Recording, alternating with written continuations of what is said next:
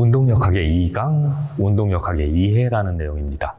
1강은 운동역학이란 무엇이냐 였다면, 그러니까 개념 정도를 밝히는 거였다면, 운동역학의 이해라는 건 이제 운동역학에서 구체적으로 어떤 내용이 필요하더라라는 거예요. 그래서 가장 기본적인 개념들 몇 개를 배우는데, 그 중에서 좀 어려운 내용이 뭐냐면 해부학적 기초라는 겁니다. 그러니까 인체의 해부학적 기체라는 거예요. 근육계는 어떻게 생겨 있고 골격은 뭐고, 그 중에서도 특히나 운동은 근육이 뼈대를 당기는 건데 뼈대가 움직이려면 관절이라는 게 필요하거든요. 그래서 관절의 형태 같은 것들도 같이 공부를 해야만 합니다. 조금 외울 게 있긴 해요. 그런데 시험 문제의 패턴을 보면 항상 거의 동일한 내용들이 시험 문제에 나오는 것 같아요. 자, 이제 그런 내용을 보러 가겠습니다. 자, 그림을 먼저 한번 보시죠. 어떤 사람이 물구나무를 서고 있는 것인지 아니면 덤블링을 하고 있는 건지는 모르겠습니다. 이걸 만약에 물구나무를 서서 균형을 유지하는 것이라고 본다면 그런 상태를 연구하는 학문은 정역학이 되겠죠. 그런데 이게 덤블링을 하고 있는 장면을 순간적으로 포착한 거다라고 하면 그러면 그때는 동력학적 연구의 대상이 될 거예요. 그런데 이 사람의 동작을 가만히 보면 이제 근육들이 사용되고 있고 근육이 뼈대를 움직이거나 혹은 뼈대를 고정시키거나 하고 있습니다. 그래서 지금 이제 근육과 뼈대의 모습을 공부하러 갈 거다라는 걸 알려드리려고 그림을 하나 넣어봤어요. 자, 이제 해부학적 기초. 역시 마찬가지로 공을 몰고 있는 사람의 그 해부학적 형태예요. 골격계의 형태죠. 그러니까 우리는 이제 피부, 살과 피부로 덮여 있어서 이런 뼈대나 근육의 동작이 직접 보이진 않지만 만약에 엑스레이로 촬영을 하면 이렇게 돼 있을 거란 말이죠. 그래서 어떤 근육이 어떤 뼈대를 움직이는가, 그랬을 때 관절의 움직임이 1축인가, 2축인가, 3축인가 이런 내용을 이제 보게 될 거예요. 건담 조립 좋아하시는 분들은 1축, 2축, 3축 이런 개념들도 이제 쉽게 이해가 가실 텐데 모르셔도 전혀 상관은 없어요. 지금부터 할 테니까. 그러면 이제 도입부터 보죠. 인체 운동이라는 게 뭐다? 인체 운동이라는 건 근육과 골격계를 통해 이루어지는 거 다 외울 필요 없습니다. 상식이거든요. 근데 이런 상식이 없으신 분들은 외우시면 되죠. 근데 시험 문제 나오는 것이 아니라 여러분들이 나중에 지도자 생활을 하실 때 어떤 동작을 설명을 할 때 필요한 단어들이기 때문에 외우시라는 거예요. 자, 인체가 움직이는 원리를 올바로 이해하려면 뭐가 필요해? 뼈, 관절, 근육 이런 것들이 필요하고요. 인체의 구조와 물리적 특성을 이해하는 것이 필요한데 이 뼈와 관절과 근육의 움직임에 따라 나타나는 인체의 동작은 이제부터는 면이라는 단어 그리고 축이라는 단어로 설명을 하게 될 거예요. 여러분도 면이라는 단어와 축이라는 단어로 이해를 하고 그 단어로 설명하실 수 있어야 해요. 그게 역학적 원리를 이해하고 가르치는 스포츠 지도자가 갖춰야 되는 가장 기본적인 소양 중에 하나입니다. 네, 면과 축이라는 개념. 사람을 면으로 나누고 축으로 꿰보자는 거예요. 축은 이제 꼬치거든. 꼬치로 한번 꿰보자는 거예요. 자, 그것을 이해하는 것과 각 움직임과 관련한 관절의 특성을 이해하자. 그래서 이런 것들을 이해하는 것은 가장 효율적인 움직임을 만들어내고 부상을 예방하고 그리고 뭐 어쩌고 저쩌고 하는 데 의미가 있다는 거예요. 여기서 기본적인 개념. 자, 면, 왜 안 써지노? 자, 면과 축, 그 다음에 관절의 특성까지. 이렇게입니다. 이번 단원의 1강의 핵심은 바로 이것이 핵심입니다. 그럼 이제 인체의 근골격계예요. 지금 이렇게 보면 이건 암컬을 하고 있는 건지는 잘 모르겠습니다. 암컬을 한다라고 하면 암컬은 이런 동작이잖아요. 그러면 이제 근육은 이쪽에 근육이 이용되는 거고요. 이걸 만약에 팔로 이렇게 들어 올리고 있다 그러면 이제 어깨근, 어깨의 근육들이 근육으로 동작하고 있는 거죠. 그러면 원리가 완전히 달라지는 거예요. 그리고 그런 운동을 통해서 발달되는 근육의 부위도 완전히 달라지는 거죠. 어쨌든 근데 그런 동작을 할 때 보면 실제로는 뼈가 움직이고 있는 거죠. 뼈대들이 움직이고 있고 뼈대와 뼈대 사이에 여기 어디에 관절이 아마 숨어 있겠죠. 그죠? 그런 동작들이 있더라. 그러면 이제 인체의 근골격계를 한번 보자. 인체의 움직임을 올바로 이해하기 위해서는 뭘 알자? 뼈, 아까 했던 얘기, 관절, 근육 알자. 그래서 그 각각의 구조와 물리적인 특성을 파악하자. 그리고 결국은 인체의 움직임은 뼈와 근육에 의해서 이루어지는데 뼈는 각각의 뼈는 연결되어 있습니다. 근데 어떻게 연결되어 있다? 연골, 관절로 연결되어 있다. 그래서 근육의 수축과 이완에 의해서 골격 간의 거리와 각도가 변하는 거다. 골격 간의 거리와 각도가 변한다라는 건, 자, 암컷을 했을 때, 팔꿈치 관절의 각도가 변하는 거고, 이 하완에 있는 뼈대와, 여기엔 노뼈와 좌뼈가 있다는데요. 그리고 상완에 있는 뼈의 거리가 가까워지고 멀어지기도 한다는 거죠. 그 얘기예요, 이건. 그래서 이 과정에서 뼈는 관절의 움직임에 대한 근육의 지렛대 역할을 합니다. 인체의 움직임은 지뢰로 설명할 수 있어야 돼요. 지뢰. 그리고 뼈대가 지렛대 역할을 하는 거고요. 그 지뢰를 움직이는 근육이 힘의 역할을 하는 거예요. 그래서 나중에 보면 이제 받침, 그리고 작용점, 힘점 이런 용어로 지뢰를 얘기를 하는데 거기서도 한 문제 정도가 반드시 나옵니다. 그래서 어느 부분이 힘의 역할을 하는 근육이냐, 그리고 그랬을 때 그 움직임은 몇 종 지뢰로 설명할 수 있느냐, 이런 문제가 나오거든요. 자, 어쨌든 뼈대가 지렛대더라. 핵심입니다. 그러면 이제 근육인데, 근육이라는 것은 현미경적으로 보잖아요. 그러면 근육 세포들이 모여 있습니다. 근육 세포들이 막 모여 있고요. 이 근육 세포들이 수축과 이완을 통해서 움직이는 거예요. 그리고 자세를 유지하기도 하고요. 이럽니다. 그리고 생명을 유지하죠. 어떤 경우에는 예를 들면 심장근이라든가 호흡근 같은 것들은 생명의 유지에 굉장히 결정적인 역할을 하죠.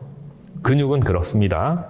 그 다음에 구성 위치에 따라서 근육을 종류별로 나눠보자라는 겁니다. 이런 것도 귀찮아하시면 안 됩니다. 이런 거 외우는 거 귀찮아하시면 스포츠 지도자에 도전하시는 걸 그냥 그만두셔야 해요. 왜냐하면 스포츠 지도자가 기본적으로 근육이라는 개념은 알아야 되잖아요. 뼈대라는 개념은 알아야죠. 그래야 운동 동작을 설명할 수 있는데 이거 외우는 게 귀찮다? 그럼 곤란해요. 자, 골격근이라는 건 뼈대에 붙어있는 근육이란 뜻이에요. 골격에 붙어있다. 그런데 이 골격근들은요, 일반적으로는요, 가로무늬근이라고 말해요. 가로무늬근이라는 건 왜 가로무늬근이라고 하냐면, 현미경으로 이렇게 관찰을 하면 가로로 무늬가 새겨져 있대요. 가로무늬가 있대요. 그래서 가로무늬근, 아니면 한문으로 그래서 가로를 횡이라고 쓰거든요. 횡문근이라고도 합니다. 그게 골격근이다. 보통 이렇게 이런 근육들이 거기에 해당하죠. 그 다음에 이제 내장근인데, 요 그림에서 이런 것들이 바로 골격근이죠. 뼈에 붙어 있죠. 반면에 요 내장들도 계속 움직이잖아요. 내장이 움직인다라는 건 운동을 한다라는 거고, 그럼 결국은 거기에는 근육이 있다는 거죠. 요즘 이제 먹방 유행이잖아요. 그런데 그 먹방을 하는 분들 중에 여자분들이 그렇게 많이들 드시는 분 여자분들이 있죠. 거의 신기하게 많이 들어가죠. 그래서 연구를 한 사람이 있어요. 그걸 어떻게 그 작은 몸에 많은 음식이 들어갈까를 의학적으로 연구를 했는데, 이 사람들은 그런 능력이 있는 사람, 많이 먹는 능력이 있는 사람들은 음식 생각을 하면요, 그럼 내장이 막 움직인대요. 더 빨리 움직여서, 그래서 내장의 공간을 만들어준대요. 막 비운대요, 내장을. 그리고 내장 자체도 많이 늘어나 있는 상태이긴 한데 그 움직임이 되게 활발하답니다. 그런데 이제 그렇지 않고 입이 짧은 사람 있잖아요. 조금만 먹어도 배가 부른다는 사람. 그런 사람들은 그 내장 근육이 그렇게 활발하게 움직이진 않는다는 거죠. 자, 내장에도 근육이 있습니다. 여러분들이 내장탕 드시거나 이럴 때, 아니면 곱창집에 가서 뭐 드시고 이러는 거, 그런 게 다 그거예요. 내장 근육을 드시고 계신 거거든요. 가끔가다 이제 내장 근육에 기름이 껴있으면 곱이 겹다 이러고, 그것도 이제 맛있다고 드시죠. 저는 못 먹습니다. 저는 그 냄새가 너무 싫어요. 자, 어쨌든 각종 장기나 혈관벽을 구성하는 근육인데, 얘는 아까 가로무늬 근이라 그랬잖아요. 골격근이. 가로무늬근. 그래서 가로무늬가 있는데 얘는 무늬가 없어요. 그래서 민무늬근이라고 해요. 민무늬근. 민이란 말이 우리말에서는 이제 우리말로 번역하면 무늬가 없어, 민자야, 이런 뜻이거든요. 자, 민무늬근입니다. 그 다음에 이제 우리가 가지고 있는 근육 중에 제일 단단한 근육, 평생을 죽는 그날까지 쉬지 않는 근육. 심장근이죠. 심장근. 심장근은 되게 탄탄하고요. 되게 두꺼워요, 생각보다. 그리고 심장은 심장만을 먹여 살리기 위한 이런 혈관들이 있어요. 이 혈관을 관상동맥이라고 하고요. 이 혈관이 막히면 이제 협심증이나 아니면 심근경색이 되는 거예요. 심장을 먹여 살리기 위한 근육들입니다. 이 관상혈관들은. 그런데 이제 어쨌든 이 심장은요, 우리의 다른 골격근들은 일정 시간 동안 운동하고 나면 얘들이 지치잖아요. 그래서 운동을 더 이상 못하고 쉬어줘야 되는데 얘는 평생 동안 움직입니다. 제일 단단하죠?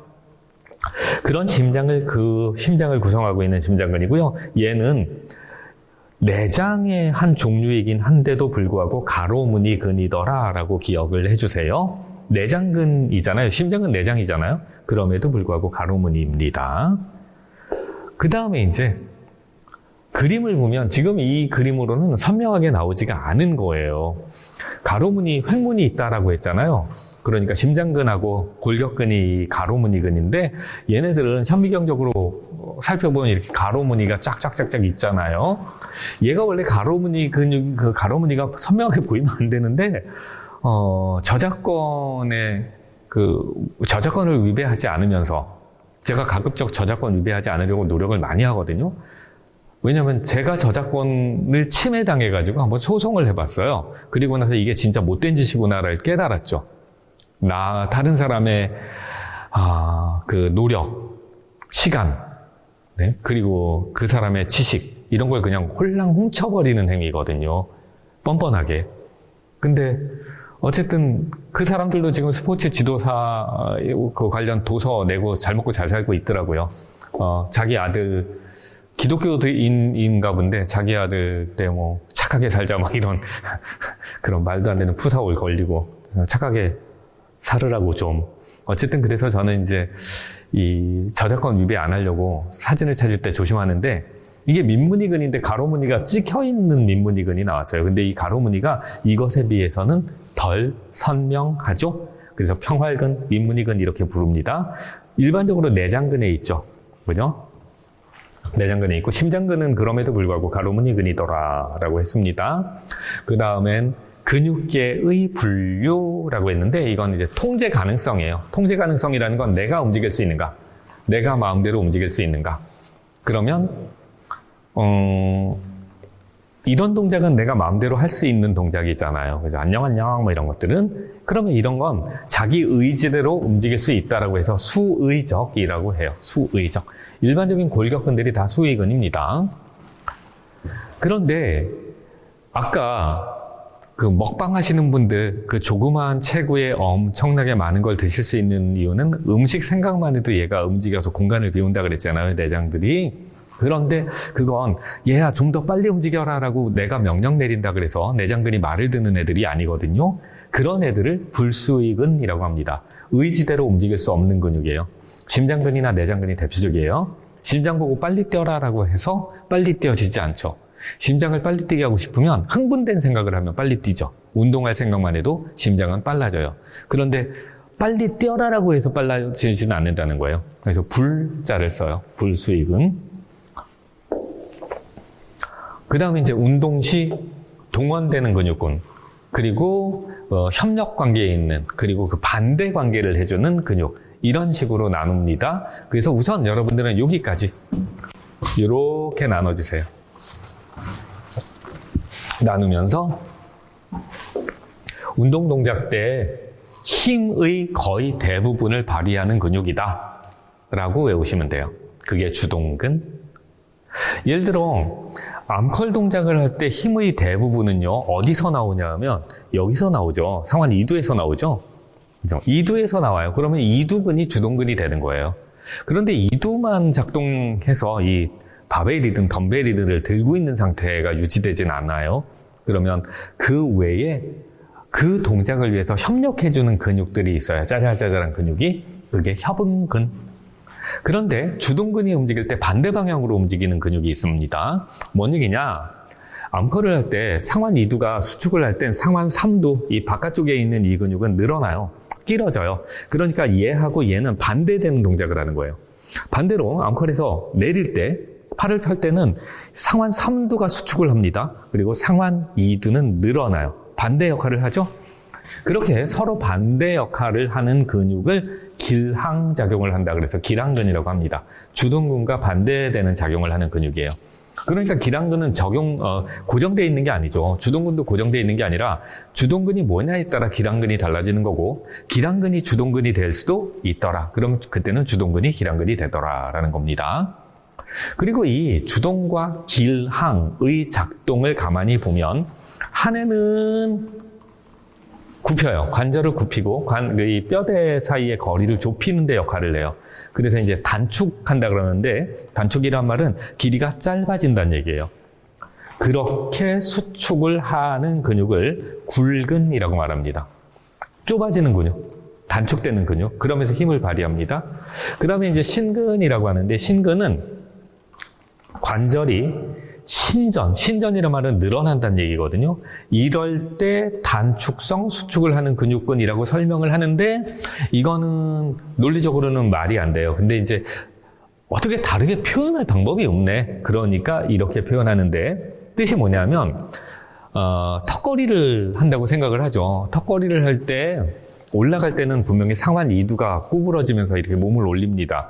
근데 내려올 때 턱 하고 내려오는 게 아니라 우리가 힘을 유지하면서 내려올 때를 보면, 그럴 때 보면 이 상완 2두는요 이렇게 좀 늘어나기 시작하죠. 쩌쩌쩌쩍 늘어나고요. 그 다음에 상완 3두가 구부러져요. 그런데 이때 그 관절은 늘어나고 있어요. 관절은 이렇게 펼쳐지고 있단 말이에요. 그럴 때 수축하고 있는 짧아지는 근육인 이 상완 3두를 신근이라고 불러요. 신근이라고. 그런데 이제 아까 제가 이게 논리적으로 모순이 될 수도 있다라고 했는데, 뭐라고 했냐면 상완 그 2두 같은 경우에도 그때도 힘을 발휘하거든요. 턱걸이에서 내려올 때 상완 2두도 늘어나고는 있지만, 길어지고는 있지만 힘을 발휘한다. 그래서 상완 2두근은 신장성 수축을 한다. 이런 식으로 말을 하는 경우가 있어요. 요거 구분하세요. 요거 상완 2두근이 그때는 신장성 수축을 한다. 요게 모순이라고 말씀드린 거예요. 요게. 상완 2두근은요 신장하고 있는데 힘을 유지하고 있다라고 해야지 수축된다라고 말하는 건 조금 이상해요. 자, 이 신근 설명하다 제가 지금 다른 말을 했는데, 다시 굴곡할 때 단축하는 근육, 굴근. 그리고 관절이 펼쳐질 때, 신전할 때 펼쳐질 때 단축성 수축하는 근육. 그러면 지금 같은 경우에 턱걸이에서는 뭐겠어요? 턱걸이에서는 팔을 펼 때, 이렇게 써놓죠. 펼 때 뭐다? 팔을 펼 때 3두근이 그런 역할을 한다. 이렇게 하시면 되겠습니다. 상완 3두근이 턱걸이에서 내려오는 동작일 때 신근의 역할을 하는 것이다 라고 하면 되겠죠. 그리고 이제 더불어 그럴 때 상완 2두근은 신장성 수축을 한다라고 표현하지만 이건 약간 모순된 표현이더라. 그 말씀을 드린 거예요. 그 다음에 이제 근 수축의 형태다라고 했습니다. 여기도 적어도 스포츠 지도자 하시는 분들은 기본적으로 아셔야 돼요. 이거는 시험 보려고 하는 게 아니라 여러분들이 지도자 생활 하시려면 알고 있어야 되는 단어예요. 등척이라고 했는데 여기서 척이라는 말이 뭐냐면 자라는 뜻이에요. 자. 그래서 이제 자로 길이를 재잖아요. 그러니까 길이의 문제예요. 그리고 등은 뭐예요? 같다는 뜻이에요. 같다. 그럼 길이가 같다는 얘기지. 그죠? 길이가 같음에도 불구하고 보통 이럴 때 근육을 얘기할 때 수축한다라는 말은 이제 줄어든다는 얘기인데, 여기서는 힘을 유지한다로 기억을 해주세요. 길이가 같은데도 불구하고 근육이 힘을 발휘하고 있는 상태다. 그렇게 기억을 하시면 돼요. 그래서 길이의 변화는 없지만 장력이 변한다. 장력이 작동한다. 여기서 장력은 힘. 그럼 어떤 경우가 이런 걸까요? 벽을 밀고 있는 상태를 생각하시면 돼요. 아주 무거운, 어마어마하게 무거운 바위를 밀고 있을 땐 그러면 근육의 길이는 변화 없지만 힘은 계속 발휘되고 있는 거죠. 주로 정적인 신체 유지를 위해서 근이 수축할 때, 근이 장력을 발휘할 때의 형태다. 아까 물구나무 서는 사람 그림이 있었지 않습니까? 그럴 때 그 사람의 팔의 동작 같은 경우, 그리고 균형을 유지하기 위해서 근육들이 긴장하고 있다면 그때 등척이라고 한다. 그 다음에 이제 등장이라고 했는데, 등장. 장력의 변화는 없지만이란 말은 장력은 그대로 유지되지만 근육의 길이만 달라진다라고 해요. 그래서 이제 장력의 변화 없이 동일한 장력으로 근육의 길이를 변화시키는 이런 수축인데, 이걸 우리가 현실에서 찾아보기는 되게 어려워요.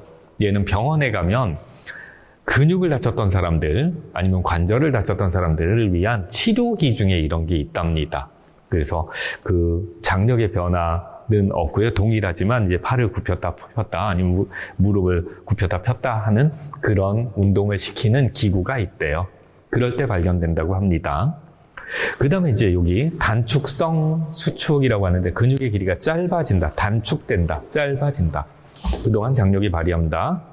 그래서 이제 근육이 주어진 저항을 능가해서, 이 말이 뭐냐면 들고 있는 물건보다 근육의 힘이 세다라는 얘기죠. 그래서 짧아질 때 발생한다. 이번엔 신장성 수축. 요 말이 이제 마음에 안 들어서 실제로 신장성 수축이라는 말밖에 쓸 수 없기 때문에 시험 문제에 나왔는데, 근데 이건 논리적으로 말이 안 된다. 늘어나는데 어떻게 수축이냐? 그래서 신장하면서도 힘을 발휘한다라는 게 맞다 그랬는데, 최근에는 스포츠 지도자 시험에서도 그렇게 바꿔주었어요. 저희가 이의 제기를 했는데 바꿔주고 있고 그렇게 시험 문제 나오더라고요. 어쨌든 근육의 길이가 늘어나는 동안에 장력이 발생하는 거다. 네. 그래서 이제 그 턱걸이 때 내려오는 동작에서 상완 이두가 신장성 수축을 하죠. 내려올 때 보면 이두근이 이렇게 늘어나거든. 그럼에도 불구하고 힘을 발휘합니다. 근육이 저항을 이기지 못해서 근육의 길이가 늘어날 때도 발생한다. 이 말은 이제 들고 있는 게 너무 무거워. 근데 한 번에 빵 내려놓기 싫으니까 천천히 내려놓을 때, 그럴 때 발생한다라는 겁니다. 자, 그러면 이제 1번 문제를 한번 보죠. 날개에 별거 없고요. 그냥 문제만 풀면 되겠네요. 다음 중 신장성 수축이라고 되어 있어요. 그러니까 원심성 수축이라고 한다는 건데, 그건 이제 늘어난다는 거예요. 원심이라는 말도 근원 중심에서 밖으로 벌어졌다는 얘기고, 신장도 늘어났다는 얘기입니다. 나중에 이런 용어 정리 한번 다 하시게 될 거예요. 정리해 놓은 게 있습니다. 근데 어쨌든 근육의 신장성 수축이 아닌 것은, 그러면 늘어나면서 힘이 유지되는 상황이 아닌 것은 이라고 했죠. 그래서 이제 이런 용어들은 좀 아셔야 되는 거예요. 대둔근 엉덩이 근육이라든가 상완 삼두가 어디야, 광배는 어디야, 복직은 어디야, 이런 것들. 이런 것 정도는 아셔야죠. 제가 간혹 카페에 올라오는 글들을 지워버리는 경우가 있어요. 제가 운영하는 카페에 올라오는 글을. 어떤 글을 지우냐면, 보디빌딩 3개월 정도 했는데 재미가 있어서 스포츠 지도자에 도전했고 그래서 자격증을 땄다. 이런 글들이요. 저는 그런 글은 올리지 않는 게 좋겠습니다. 제 생각에는. 왜냐하면 평생을 지도자 생활을 열심히 하시고 연구하신 분들이 계셔요. 그런 분들이 이제 지도자시잖아요. 그런데 3개월을 보디빌딩에 이제 헬스클럽 끊고 했는데 재밌어서, 그래서 1호는 되는 거예요. 1호는. 그리고 그 필기 시험 정도는 통과하는 거예요. 그리고 보디빌딩 실기가 워낙 쉽잖아요. 그래서 통과했단 말이에요.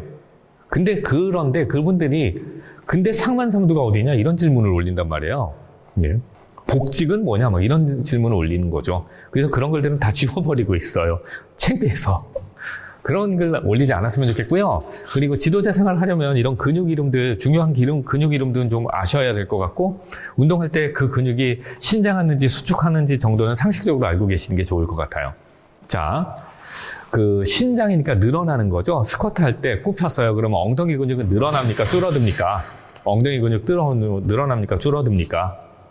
생각해 보시면 됩니다. 그 다음에 팔 굽혀 펴게 할 때 때를 생각을 하면 상완 삼두면 바깥쪽 근육인데 이건 늘어납니까? 줄어듭니까? 찾아보시면 됩니다. 이렇게 만져보시면 다 느껴져요. 그 다음에 턱걸이에 팔을 펼 때 넓은 등근, 광배근은 펼 때는 늘어나는지 줄어드는지 한번 생각해 보시면 돼요. 만져보면 느껴져요, 이거는.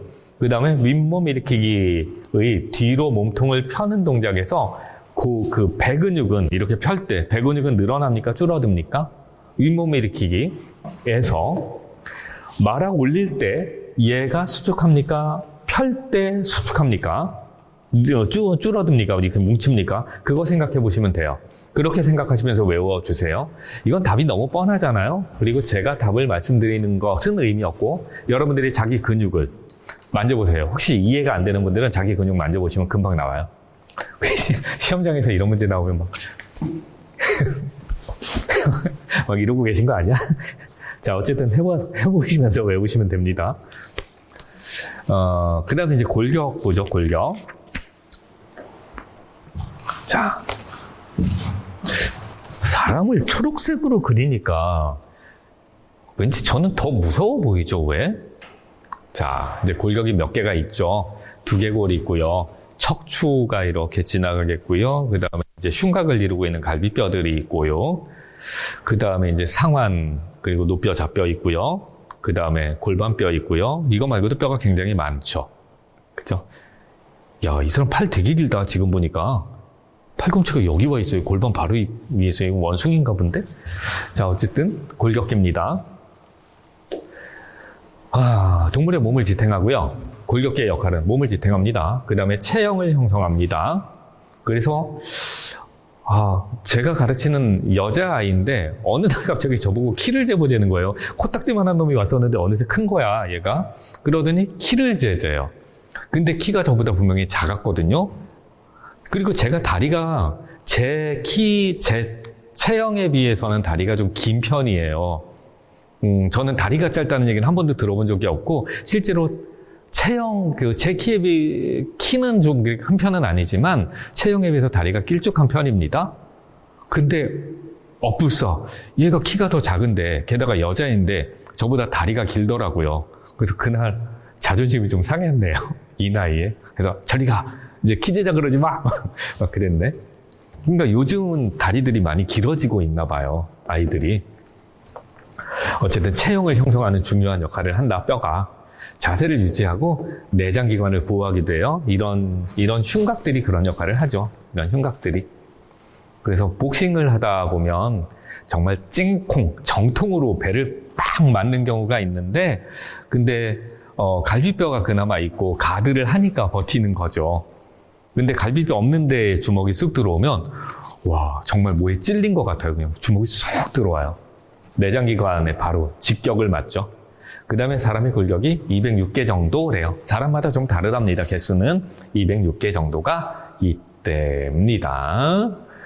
그래서 이제 골격계의 명칭을 외우는데요. 자, 다른 말씀도 조금 해드리면서 설명을 할게요.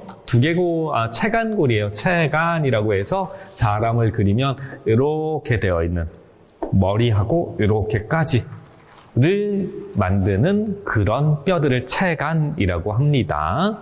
그리고 체간의 꼭대기에 두개골이 있죠. 여기 이제 뇌, 눈, 귀 이런 특수 감각기관들이 들어있죠. 여기가. 그런데 두개골도 관절 연결돼 있어요.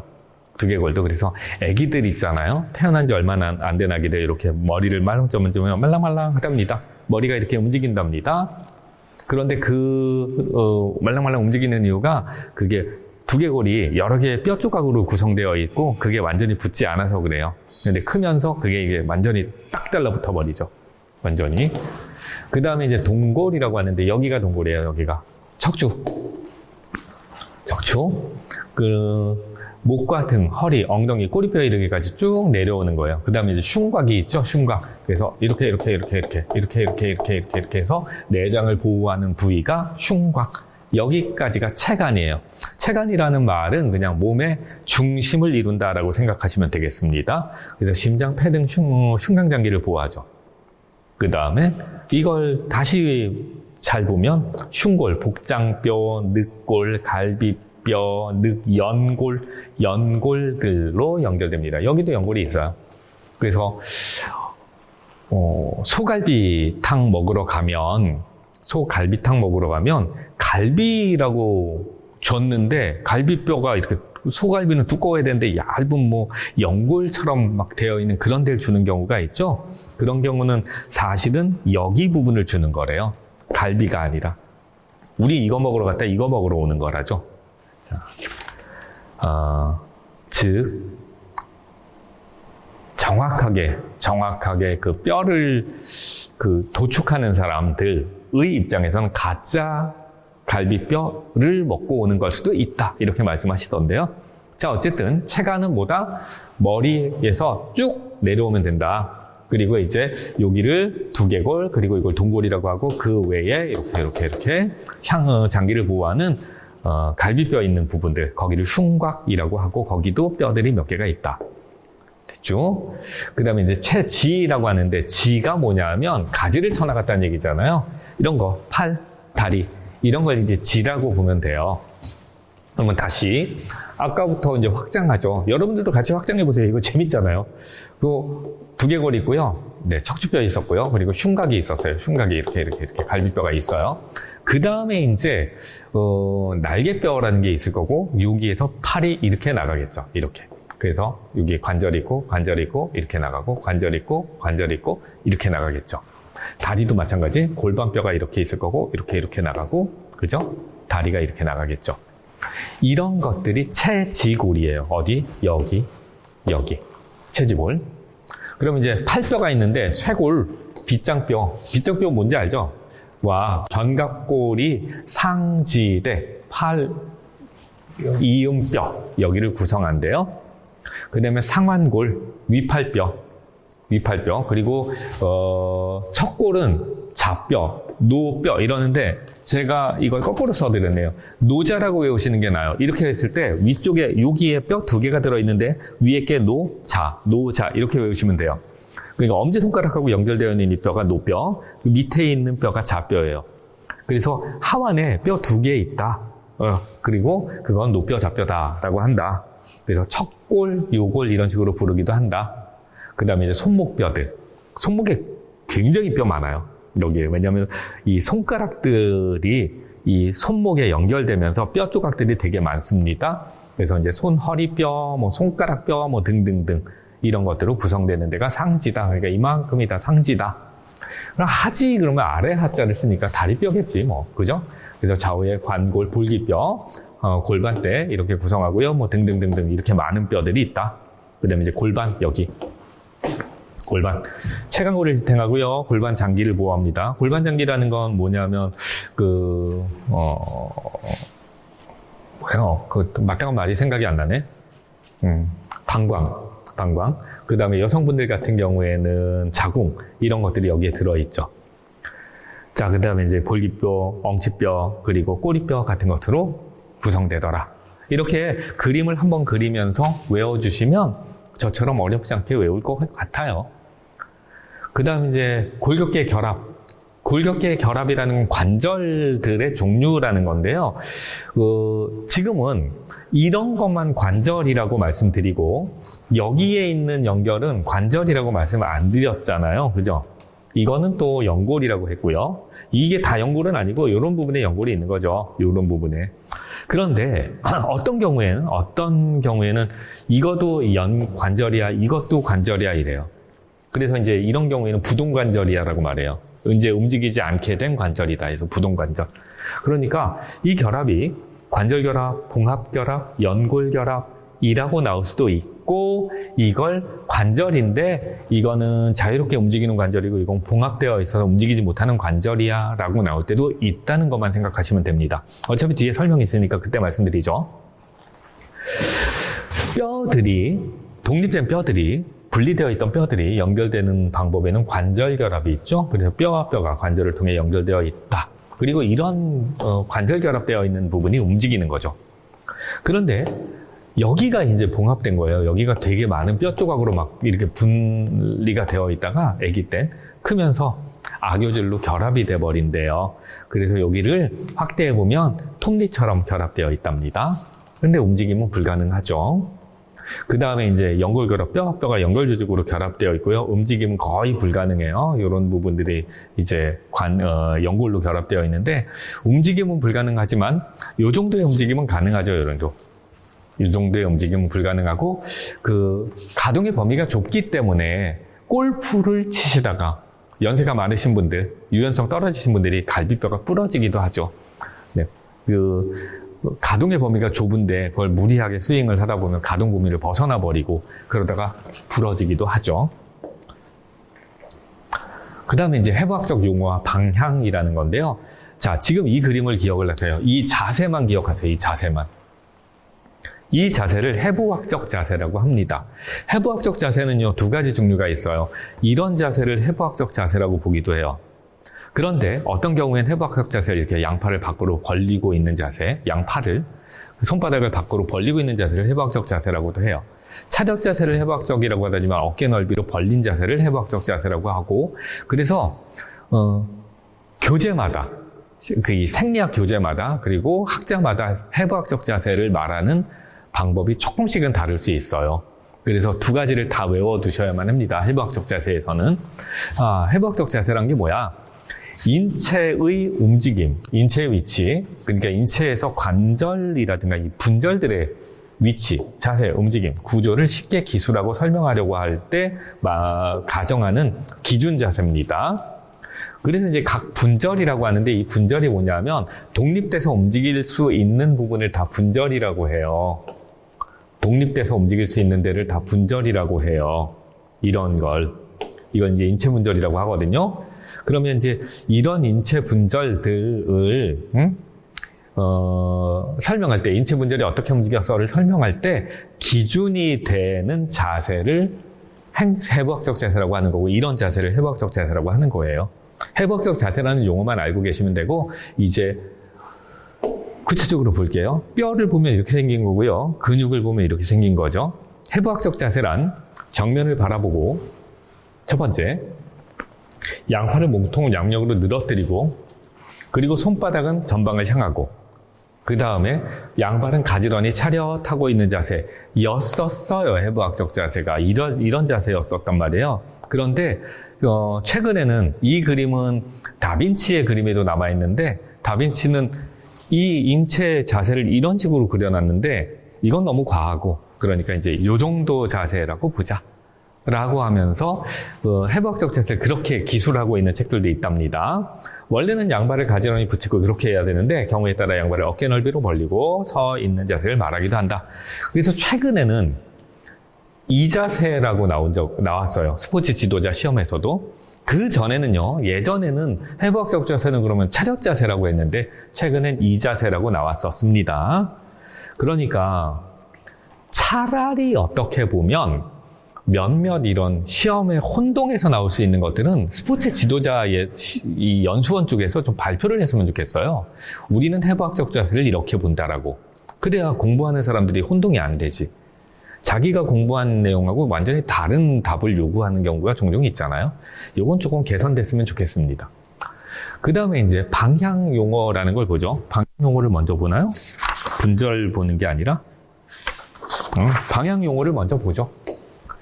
자, 방향 용어라는 건데, 이제 해부학적 자세에서 방향을 한번 보자는 거예요. 방향으로 이 위치를, 인체 분절의 위치를 보자. 그럼 볼게요. 상부. 해부학적 자세가 이런 거니까, 그죠?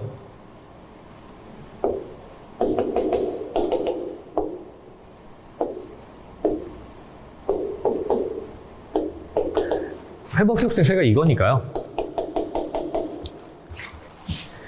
한때 미대 가려고 그랬었는데. 저 진짜예요. 저는 사실 고등학교 1학년 때까지, 2학년 1학기 때까지구나. 미대 가려고 그랬어요. 저 그림 정말 잘 그려요. 잘 그려? 진짜 잘 그려요. 이걸 어떻게 보여드릴 수 없고. 그런데, 그때 저희 집이 굉장히 경제적으로 어려워졌답니다. 고등학교 2학년 1학기 때. 그래서 뭐 홍대 미대 같은 데 가가지고 수상도 하고 막 이랬어요. 그때 수상하면 특전이 있었거든요. 합격에 이제 입학 특전도 있었고 그랬는데, 미대 포기했죠. 그리고 이제 공부했죠.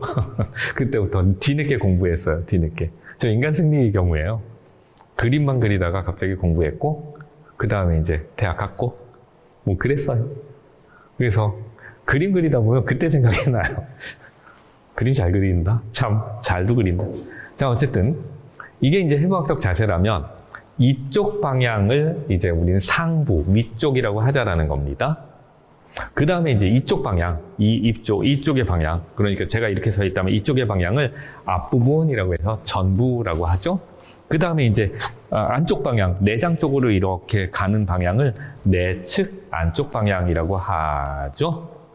그 다음에 이제 근위라고 하는데, 근이 중심이란 뜻이에요. 그러면 이제 인체 중심이 한 요 정도 있다 치죠. 이 정도 있다면 요 부분에 가까울 때 근위, 가까운 중심 방향이라고 하죠.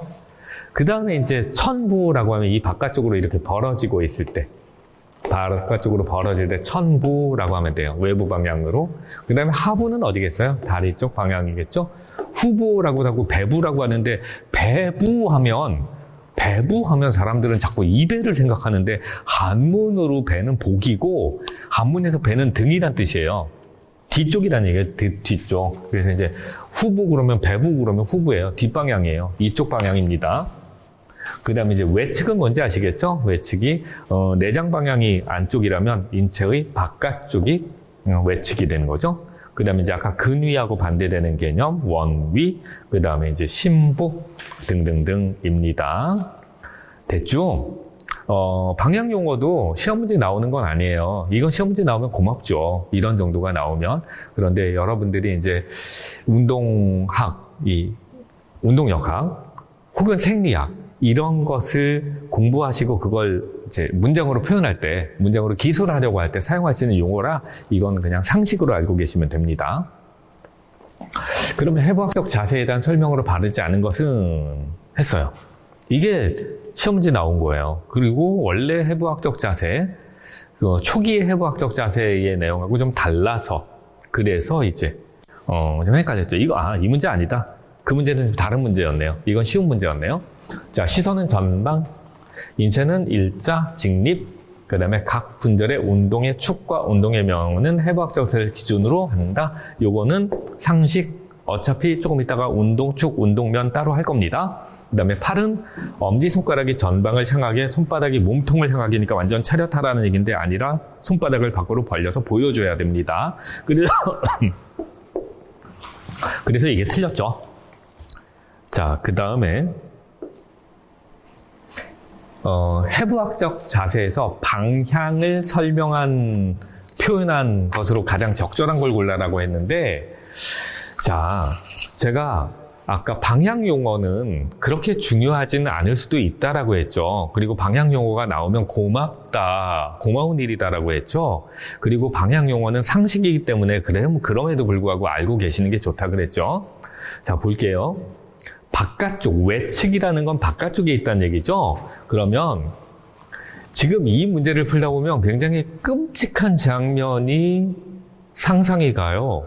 정말 끔찍한 장면이 상상이 가요. 코가 귀의 바깥쪽에 있대요. 피카소냐? 피카소가 가끔 그림 그렇게 그리죠. 그 다음에 이제 가슴은 엉덩이의 아래쪽에 무늬.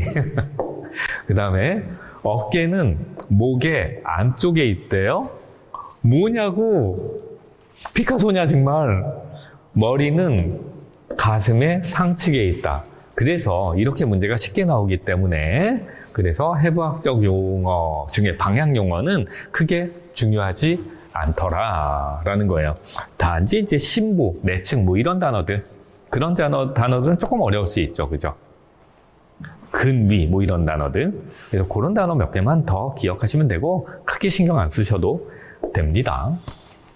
그 다음에 이제 면축의 개념을 가죠. 면축. 잠깐만요. 여기 어느 부분에서가 조금 쉬었으면 좋겠는데 어디서 쉴지를 한번 생각을 해보겠습니다. 면축.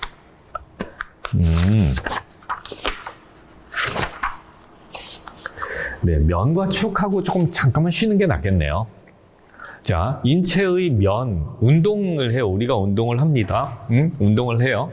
그러면 이런 운동 동작들은요, 그냥 얘가 그냥 걸어갔어. 이런 게 아니라 어떤 면을 향해 운동을 하고 있어. 라고 설명하는 게 훨씬 더 서로 소통이 잘 된단 말이에요. 그래서 이제 필요한 개념이 면과 축이라는 겁니다. 이 면과 축은 아주 간단해요. 사람이 서 있을 때, 사람이 서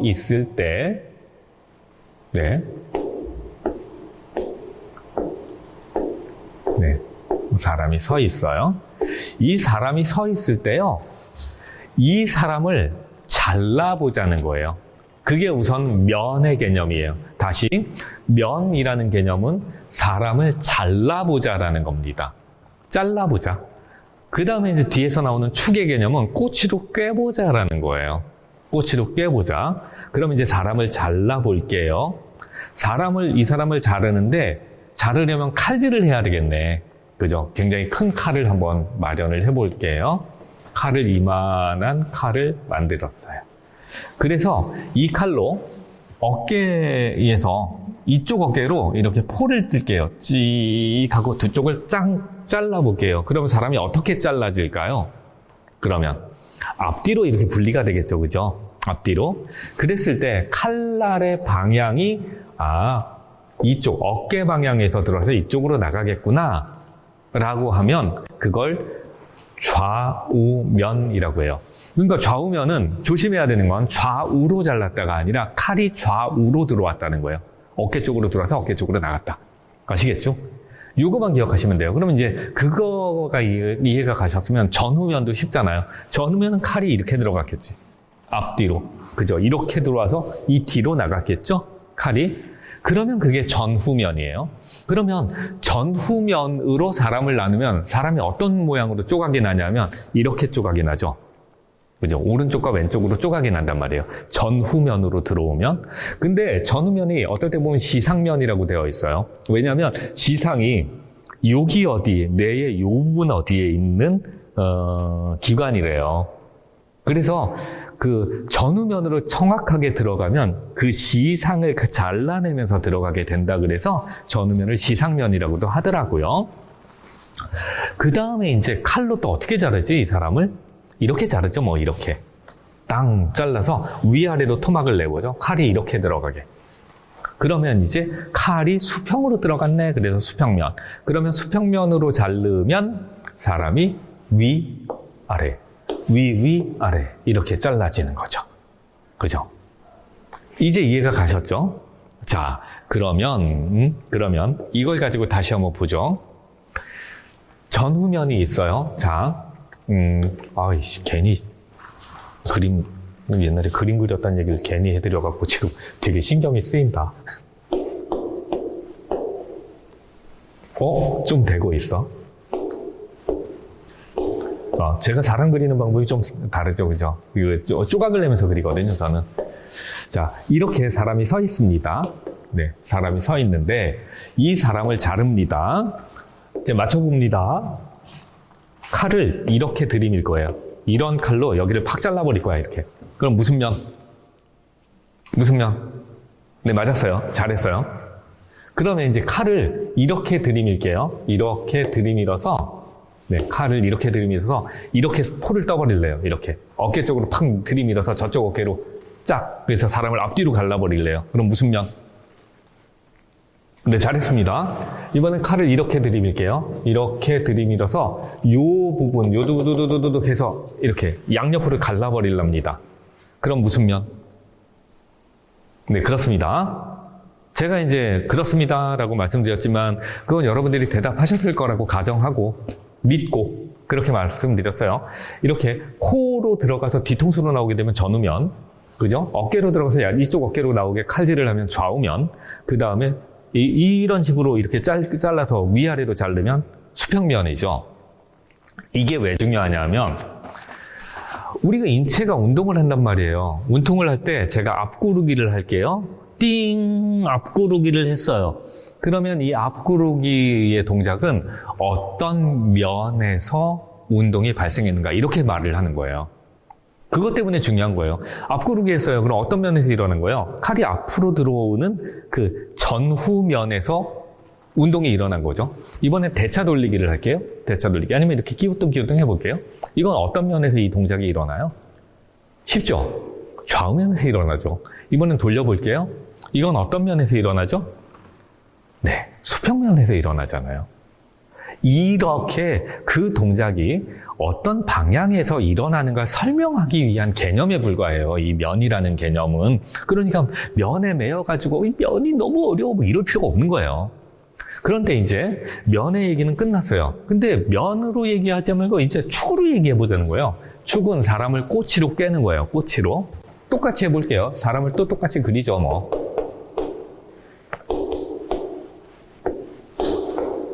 네. 아, 여기 어딘가가 잘 안 그려지는 데가 있군요. 네. 다시 그릴래요?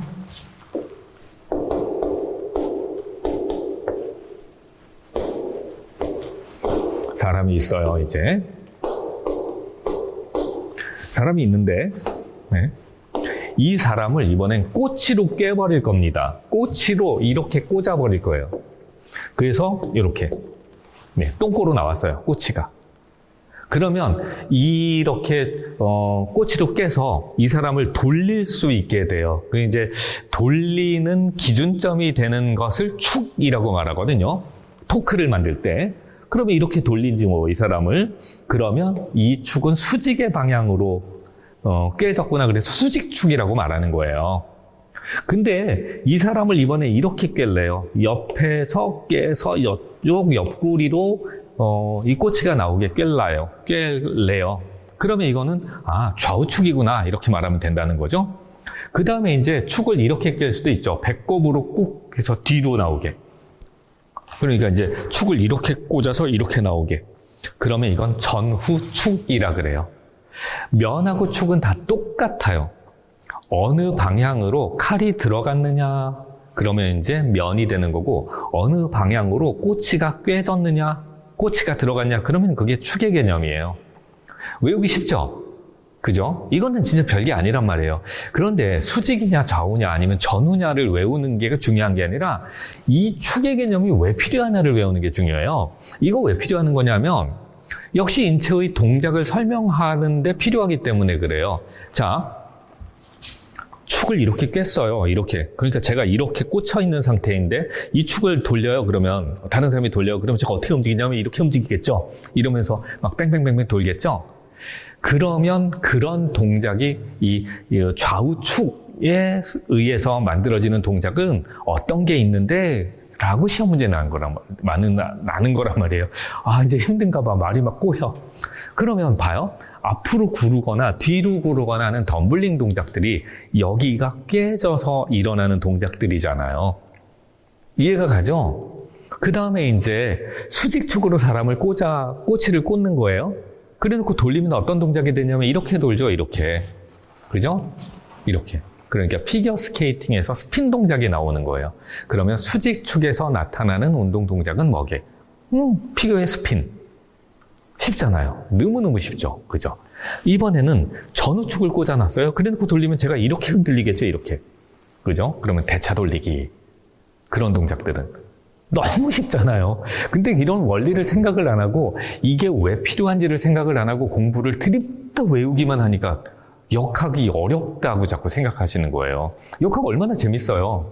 우리가 이제 스포츠 지도자가 되고 아니면 지금 운동을 하고 계시고 그러면 우리의 동작들이 과학적으로 설명을 해야 하는데 과학적으로 설명을 해야 되는데 기준점을 마련하자 아니면 기준의 축을 마련하자라는 개념에 불과한 거고 그리고 이건 아무것도 아닌데 이걸 드립다 외우기만 해. 저희 집 베꼈다는 그 사람, 고졸이었거든요. 그 사람 고졸이었는데 지금은 이제 어떻게 학력을 좀 개선한 건지 위조한 건지 잘 모르겠는데 다른 학력으로 나와요. 이걸 하는데 이런 설명을 안 하고 저만 믿으세요. 이거 그냥 다 외우세요. 이래버리는 거예요. 자꾸 그런 식의 설명을 들으니까 그런 설명을 들은 사람들은 여기가 다 어렵다. 응? 암기만 해야 된다. 이러는 거지. 이거 전혀 어려운 것도 아니에요. 여기도 시험 문제 나오면 감사합니다. 그러면 돼요. 그리고 이제 이번에 인체 운동면하고 축을 이렇게 그려놓은 거죠. 여기에. 자, 답해보세요, 이제. 요거 무슨 면이야? 설명하세요. 빨리 말씀하세요, 이거. 지금 보면 어깨 쪽에서 들어가서 저 반대쪽 어깨로 나왔어요. 무슨 면? 전 대답 안 할 거예요, 이제. 제가 제일 싫어하는 게 뭔지 알아요? 말하는 거예요. 더 싫어하는 거? 말 많이 하는 거예요. 진짜 싫어하는 건 했던 말 또 하는 거예요. 진짜요. 저는 말하는 거 되게 싫어해요. 자, 이제 이렇게 잘랐어요. 이렇게. 그래서 사람을 위아래로 자릅니다. 이건 무슨 면? 대답하실 수 있죠, 그죠? 이번엔 이렇게 꿰어요. 이렇게. 뒤로 나와요. 무슨 축? 네. 이렇게 꿰래요. 이렇게 꿰서 옆구리 저쪽으로 나와요. 무슨 축? 사람을 이렇게 머리에서부터 똥꼬로 이렇게 뽑았어요. 무슨 축? 말씀하실 수 있죠? 겁나 쉬운 거예요. 이거 아무것도 아니에요. 그게 이거라니까, 그게. 조금 아까 했던 거. 이거 안 할래요, 이제. 그냥 넘어갈래요. 그러면 이제 진짜 중요한 건 우리한테는 이거라니까. 그러면 수평면이라는 건 결과적으로 수평면에서 일어나는 운동이구나. 그러면 수평면에서 일어나는 운동은, 자, 따라해보세요. 수평면에서 일어나는 운동은 결국은 어떤 축에서 일어나는 운동하고 동일하겠구나를 빨리 생각해내세요.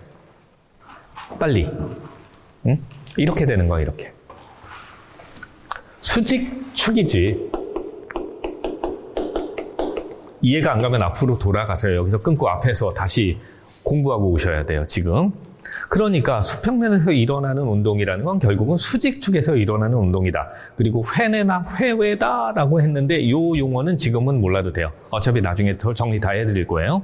그러면 결국은 몸통을 비틀거나 좌우로 머리를 도리도리 하고 있는 거겠구나. 그죠? 이런 거 정도인 거지. 그리고 이제 상완고래 내측 외측 회전이라고 하는데 요거는 상완고래 내측 회전 이게 좀 어려운데 이거는 해부학적 자세를 갖춘 상태에서라는 거예요. 이렇게 도는 거 보이나요? 이렇게 도는 거.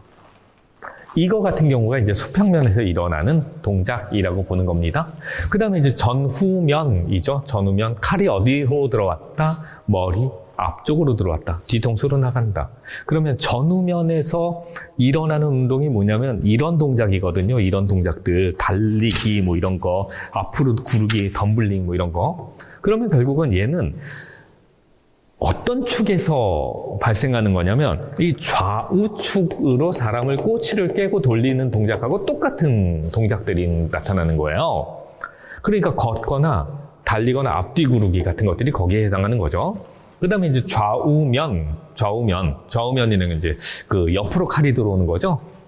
그러면 어떻게 일어나요? 그러면 좌우면에서 일어나는 동작은 양옆으로 이렇게 움직이는 동작들이거든요. 그러면 전우축을 깨고 돌리면 그런 동작들이 나오네. 그렇구나. 그러니까 좌우면은 전후축에서 일어나는 동작하고 동일하구나. 까지 기억하면 끝. 그러면 깨끗하게 끝. 자, 좌우면에서 일어나는 운동 내전과 외전입니다. 라고 있어요. 내전, 외전도 나중에 설명드릴 거예요. 손 짚고 옆으로 돌고, 허리 옆으로 굽히고, 다리 옆으로 벌리고, 뭐 이런 동작들이 여기에 해당하는구나. 라는 거예요. 겁나 쉽다. 너무너무 쉽다. 이거 왜 쉬운지 알아요, 정말? 매년 여쭤보는데, 이걸 여쭤보질 않았네. 이게 왜 이렇게 쉬운 걸까요? 이거는요, 원래는 조금 복잡한 내용인데요. 제가 잘해서 쉬운 거예요. 제가 설명을 잘하는 거예요. 잊지 마시라고요. 자, 뻔뻔하다. 자, 이제 좌우축, 가로축, 횡축이라는 거예요. 그래서 요게 이제 요런 용어들이 있는데 요건 한 번씩 읽어보시면 돼요. 좌우면과 수평면이 직각으로 교체해서 어쩌고저쩌고 전후면에서 일어나는 운동과 동일해. 수직측은 이런 건데 요거 그림으로 한 번만 그려보시면 돼요. 그리고 이거 시험 문제 나오진 않아요. 얘는 시험 문제 나오진 않는데 시험 문제 나오면 감사합니다 그러면 돼요. 근데 수평면에서 일어나는 운동과 동일해. 우리가 운동 역학이니까 여기가 더 중요해요. 여기가 더 중요해요. 설명 다 드렸던 내용이에요. 그러면 통과. 자, 그러면 이제 4번 문제를 보죠. 인체의 시상면이라고 했는데 시상이 여기에 있는 뇌의 기관이라고 불러야 되겠죠. 기관 중에 하나라 그랬죠. 그래서 칼이 이렇게 들어오는 게 시상면이고 전후면이에요. 거기에서 수행되는 움직임이 아닌 것은 빠범이에요. 그러니까 이제 동작이 이렇게 앞뒤로 움직이거나 앞으로 구르거나 뒤로 구르거나 하는 그런 류의 동작이 아닌 거, 다른 방향으로 일어나는 걸 고르면 되는 거지. 그쵸? 여기 바보 문제 하나 있구만. 바로 바보 선택지 하나 있네. 수직축을 중심으로 회전하고 있는 분절의 움직임이라는 건 이런 식으로 움직이는 건데요. 이런 식으로. 그죠? 그러면 이거는 수평면, 이 시상면, 전후면에서 일어나는 게 아니구만, 뭐. 자, 됐죠. 얘가 답이다. 이제 이걸 한번 볼게요. 요거까지만 설명하죠. 페달링을 하는 사이클 선수의 무릎 관절을 보면 이런 상태에서 밟잖아요. 앞면으로 이 전면을 향해서 밟아 나가죠. 그러니까 이 동작은 확실히 전후면에서 일어나는 거지. 100m 달리기를 하는 사람들이 뭐 개걸음으로 뛰진 않잖아요. 앞으로 걷잖아요. 그러니까 이거 뭐 발목 관절의 좌측, 배측, 굴곡의 움직임이라고 일부러 말을 복잡하게 했는데 앞으로 뛴다라고만 생각하면 돼요. 앞구르기 하는 체조 선수의 몸통의 분절. 자, 됐어요. 이런 정도. 그러면 이제 답은 뭔지 금방 보이죠. 공부도 이렇게 하셔야 되고요. 복습도 이렇게 하시면 돼요. 그 다음에 이제 관절의 움직임, 관절의 운동이라고 되어 있습니다. 우리 몸에 굉장히 많은 관절이 있어요. 요 사이도, 이것도 관절의 한 종류라고 봅니다. 이렇게 척추도 요 사이에 요새 연결되어 있는, 관절로 연결되어 있는데, 이것도 관절의 한 종류라고 보기도 해요. 굉장히 많은 관절들이 있습니다. 이건 아니지만 저는 이제 닭 같은 거 먹을 때 오돌뼈 먹는 거 좋아해요. 재밌잖아요. 오드독오독 하는 거. 다 관절의 사이에 들어있는 거죠. 그런 연골들이. 자, 어쨌든 인체뼈는 어떤 형태로든 연결되어 있고요. 2개 또는 그 이상의 뼈들이 서로 연결되어 있는 상태를 관절이라 부르자. 관절은 뼈를 서로 연결할 뿐 아니라 뼈 사이에서 발생하는 움직임을 가능하게 하기도 한다라는 겁니다. 관절의 역할. 관절은 대부분 우리 몸에, 인체의 몸에 있는 관절은요, 전후면상의 운동에 적합하더라라는 거예요. 제가 오늘 실수를 좀 많이 하네요. 쉬어야 되는데, 빨리 인강을 만들어 드리기로 약속을 해서 제가 쉬지 않고 쌩쌩 달리고 있답니다. 인체 관절은 대부분 전후면상의 운동에 유리하게 돼 있어요. 인체 운동은 그래요. 그래서 사람을 때려보면요, 이렇게 때리는 건 힘이 별로 없어요. 진짜 때리고 싶으면 정면으로 때려야 돼요. 그죠?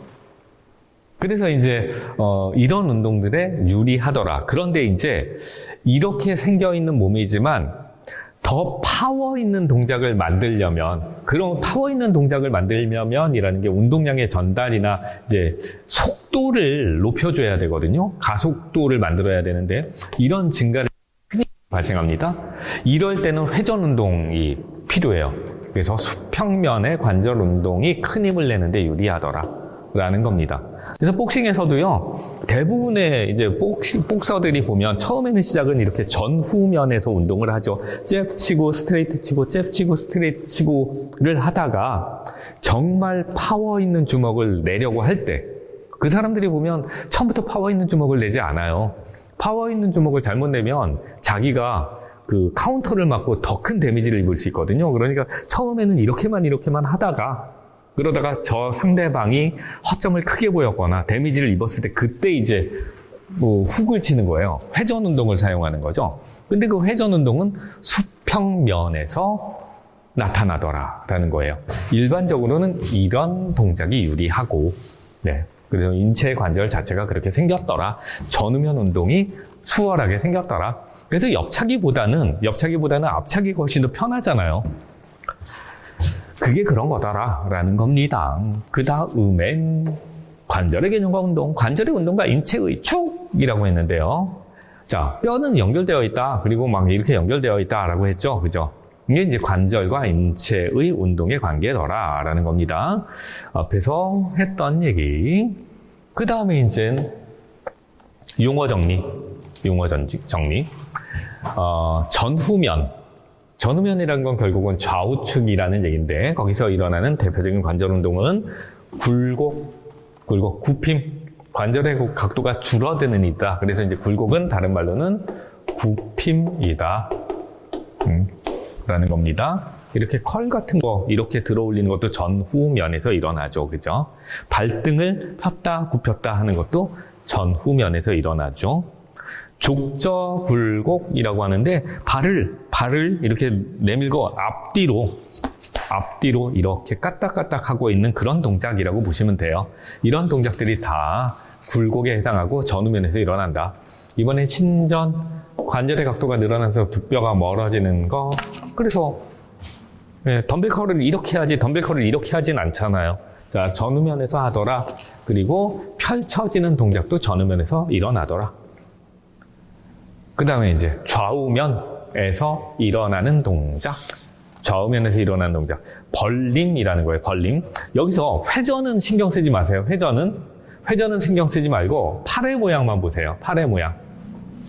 이 사람이 지금 팔을 어떻게 하고 있냐면 쫙 펴고 있다는 거죠. 이게 이제 외전이라는 동작이에요. 외전.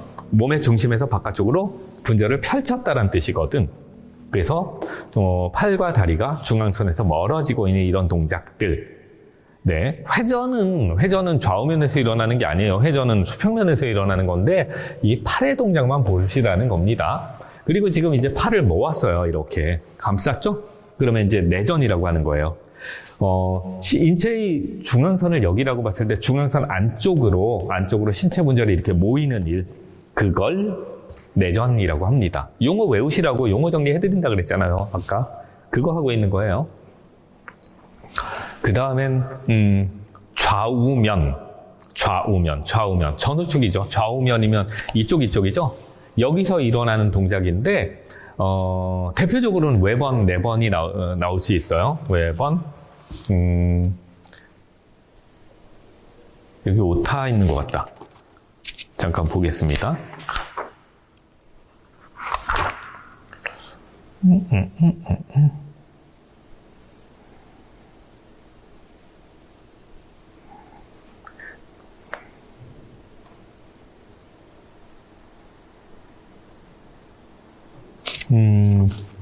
요거는 내전도 맞지만 지금의 상태에서는 외번하고 반대되는 개념으로는요, 내번이라고 붙여놓는 것도 괜찮을 것 같아요. 완전 오타는 아니에요.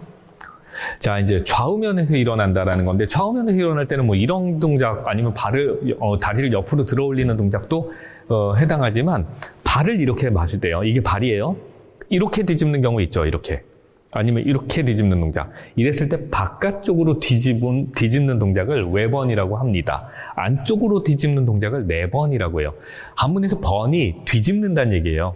근데 이렇게 뒤집는 것은 전후면에서 일어나는데 옆에서 이렇게 옆으로 뒤집으려고 할 때 그때 외번. 안쪽으로 뒤집으면 내번이라는 거예요. 이거는 발바닥이라고 하는데 손바닥도 괜찮아요. 손바닥, 발바닥을 이렇게 안쪽, 바깥쪽으로 뒤집는 일. 그걸 번이라고 합니다. 그 다음에 이제 좌우면에서 전우축에서의 관절 운동이에요. 어깨를 들어 올리는 운동입니다. 그래서 바벨을 들어 올릴 때 바벨 들어 올릴 때 이렇게 올리는 게 아니라 이렇게 한 다음에 어깨를 이렇게 들어 올리죠. 그죠? 그러면 이제 이 좌우면에서 일어나는 것으로 봐야 된다는 거죠. 그런 경우엔. 그래서 이제 그런 동작을 뭐라고 하냐면 거상이라고 하거나 거양이라고 하거든요. 거상 혹은 거양이라고 하는데 어깨를 들어 올리는 운동. 그러니까 어떤 방식으로든 어깨가 위로 올라가면 그걸 거상이라고 해요. 거꾸로 어깨가 어떤 방식으로든 내려오게 되면 그걸 강하라고 합니다. 이건 좌우면에서 일어나는 거예요. 여러분들은 지금 좌우면, 전우축, 전우면, 좌우축 이런 얘기를 하고 있는데 그건 언제나 스포츠에서 발생하는 인체의 동작을 설명하는 개념이라 그랬잖아요. 그러니까 공부도 그렇게 하셔야 된단 말이죠. 거기에 요런 데에 초점을 두면서 저희가 사례를 들어드리고 있는 건 말고 다른 사례가 뭐가 없는가 또 생각을 하셔야 됩니다. 이번엔 수평면에서 일어나는 이에요. 수평면에서 일어나는, 그러면 수평면은 여기서 일어나는 거죠. 그죠? 그러면 이제 이렇게 도는 동작들을 보시면 되는데 우선 회전이라는 게 있어요. 회전. 인체의 분절이 축을 중심으로 도는 거죠. 그래서 목을 중심으로 이렇게 돌거나 뭐 이런 동작들, 이런 걸 회전이라고 합니다. 이번엔 회내라는 동작이 있는데요. 축을 기준으로 이렇게 도는 거예요. 그럴 때 이제 전완, 손의 내측, 전완과 손의 안쪽으로 이렇게 돌아가는 일, 그걸 회내라고 합니다. 회내. 근데 이게 왜 수평면이야? 이렇게 하면 수평면이 아니잖아요. 그랬잖아요. 근데 아까 그랬잖아요. 해부학적 자세를 놓고 생각하면 이게 수평면에서 일어나요. 근데 회내를 기억 못 하시겠으면 농구 드리블을 할 때, 농구볼 튕길 때 이런 식으로 튀기죠. 이런 식으로 튀기죠. 그죠? 손바닥을 회전시키면서 그 동작을 생각하시면 됩니다. 이번엔 회외인데 전완과 손의 외측 회전이에요. 바깥쪽으로 돌아가는 거예요. 바깥쪽으로. 그죠? 잠깐만요. 그죠? 바깥쪽으로 돌아가는 거 맞죠? 제가 볼링을 일부러 배웠단 말이에요. 강습을 듣고. 근데 다른 분들은 볼링공을 이렇게 들어올려서 이런 식으로 던지라고 하는데 그분은 거꾸로 가르친 거예요. 저를. 거꾸로. 그래서 이 동작이 저는 좀 헷갈려요. 자, 어쨌든 회외. 전완과 손의 외측 회전이에요. 바깥쪽으로 돌리는 거예요, 이번엔. 바깥쪽으로. 그래서, 그죠. 바깥쪽으로 이렇게 돌리는 거죠. 볼링시 회전을 주려고 손을 회전시키는 경우에, 일반적으로 손을 바깥쪽으로 돌리면서 이렇게 던지죠, 이렇게. 근데 이제 저를 가르쳤던 분은 그렇게 되면 스핀이 덜 걸린다. 스핀을 더 강력하게 걸려면 거꾸로 이렇게 던지라는 거예요. 근데 그 양반은 손도 크고 관절도 커서 그 동작이 무리가 안 갔나 본데 저는 그걸 하니까 다음날 손이 안 움직여 버리더라고요. 관절에 무리가 가서. 그래서 이제 그 동작을 포기했는데 일반적인 동작에 이렇게 던지는 볼링공을 던져 이렇게 손이 돌아가는 그 방향. 그걸 회외라고 하고요. 이 동작을 해부학적 자세에서 돌리게 되면 수평면에서 일어나는 관절의 운동으로 보자라는 겁니다. 됐죠? 그 다음에 자, 이제 다음으로 또 넘어가죠. 여기는 됐고요. 그 다음에 이제 수평면에서, 그러면 수평면은 수직축에서 일어나는 거죠. 수평면, 수직축에서 일어나는 대표적인 동작은 회선인데요. 회선하고 회전하고 주의하세요. 좀 구분을 하셔야 돼요. 회선이라고 하면 꼭지점을 하나를 마련하고요. 이 꼭지점을 중심으로 이렇게 돌아가는 동작들이 있어요. 원뿔 형태로. 어떤 경우냐면 대표적으로 팔이 이렇게 돌아가는 동작들이에요. 이렇게 돌아가는. 그러면 여기가 꼭지점이 되고 꼭지점을 두고 원 운동을 하죠. 그런데 아까 회전이라는 건 이렇게 돌아가는 거예요. 꼭지점을 두고서 이 회전의 반경이 넓어지지 않고 그대로 돌아가는 걸 회전이라고 하고, 이 꼭지점을 두고 회전의 반경이 넓어지고 있는 걸 회선이라고 해요. 상모 돌리기 같은 경우에. 그러면 이제 제가 지금은 어떤 그림을 그려놓은 거냐면 들불놀이, 쥐불놀이라고 하죠. 옛날에 깡통 막 돌리고 하는 걸 이렇게 그려놨는데 이 경우가 어깨는 고정되어 있고 팔이 돌아가거든요. 자, 그런데 이게 왜 수평면이냐면 해부학적 자세에서 그럴 수 있다는 거니까. 해부학적 자세에서 그 동작을 하면 수평면에서 일어나는 동작이 돼요. 그래서 한정을 축으로 원뿔 형태로 회전하는 게 회선이다. 원뿔이라는 거 잊지 마세요. 그 다음에 이제 내선이라고 하는데, 내선은, 몸의 수직축을 중심선으로 놓고 제자리에서 놓는 거예요. 그래서 내선이라고도 하고요. 이걸 회전이라고도 해요. 회전이라고도 합니다. 이 피겨 선수가 이렇게 한 다음에 뱅뱅뱅뱅 한 자리에서 돌게 되죠. 그러면 그걸 내선이라고 해요. 여러분들이 시험 볼 때 헷갈릴 만한 것은 회선, 내선이라는 개념일 것 같습니다. 기타의 관절 운동들이 있어요. 상향, 아까 위로 올린다, 하향, 아래로 내린다. 이건 너무 쉽죠? 그냥 넘어가도 되겠죠? 자, 그 밖에 관절 운동이라고 되어 있는데요. 이런 경우가 그 밖에 관절 운동 중에 휘둘리기라는 거예요. 휘둘리기라는 건 그냥 의미가 없어요. 모든 동작들이 한꺼번에 다 섞여 있다라고 보면 됩니다. 복싱 선수들이 처음부터 주먹을 마구잡이로 휘둘리진 않거든요. 근데 상대방이 큰 데미지를 입혔어. 그래서 이제 KO가 될 직전이야. 그때는 이제 주먹을 막 휘둘러요. 그 동작을 보면 여러 가지 동작이 한꺼번에 다 나타납니다. 여러 축에서 굴곡, 신전, 벌림, 모음 등이 한꺼번에 막 발생해요. 막 주먹을 정신없이 막 휘둘러 버리니까. 자, 그게 이제 휘둘리기. 그 다음에 이제 대립이라는 동작도 있어요. 관절 운동 중에. 대립은 보통은 손가락 두 개로 뭔가를 잡으려고 할 때 이렇게 엄지손가락하고 집게손가락이 마주 보면서 힘을 발휘하는 그런 동작으로 설명하는데 합장도 대립이죠. 네, 이렇게 오른쪽 손과 왼쪽 손이 서로 마주 보면서 힘을 발휘하고 있을 때 그것도 대립이라고 해요. 이런 기타의 관절 동작들이 있습니다. 그럼 이제 문제 하나를 보고요. 문제 하나를 보고 잠깐만요. 설명을 더 할 건가, 여기서 쉴 건가를, 여기서 쉬어주는 게 좋겠네요. 이것만 보고 오시죠. 자, 팔굽관절, 주관절을 축으로 시행하는 암컬 동작은 어떻게 이루어지는가요? 팔굽관절이라는 건 이제 팔꿈치겠죠? 팔꿈치라는 좋은 말이 있는데, 그죠? 좀 쉬운 말이 있는데, 일부러 좀 여러분들을 어렵게 만들려고 이런 단어를 쓰는 것 같아요. 그래서 축으로 시행하는 그러니 여기가 축이 된다는 거죠. 그래서 이렇게 들어 올리게 만드는데 이게 암이고요. 팔을 컬 한다고 해요. 컬, 굽힌다라고 해서 암컬이라고 해요. 어떻게 이루어지지? 라는 겁니다. 자, 이제 답을 찾아보세요. 이게 외전과 내전인가요? 외전과 내전인가요? 그러면 이제 외전은 밖으로 이렇게 팔을 펼치고 내전은 안으로 모으고 팔을 안으로 펼쳤다 안으로 모으는 동작인가?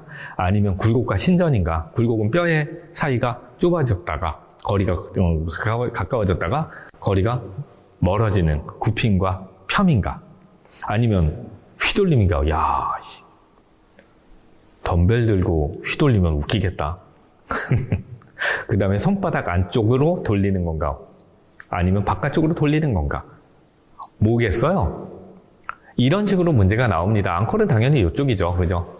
여긴데, 다른 동작들도 이런 식으로 한 번씩 이해를 해보시면 좋을 것 같아요. 어차피 지도자 생활을 하실 거니까 이런 용어는 아셔야 된다는 거죠. 자, 그러면 여기까지 됐고요. 그 다음에 이어서 이제 관절의 운동, 관절의 종류, 이런 얘기를 해보죠. 잠깐만요. 이상하다. 네, 관절의 운동이라는 내용으로 넘어갈게요.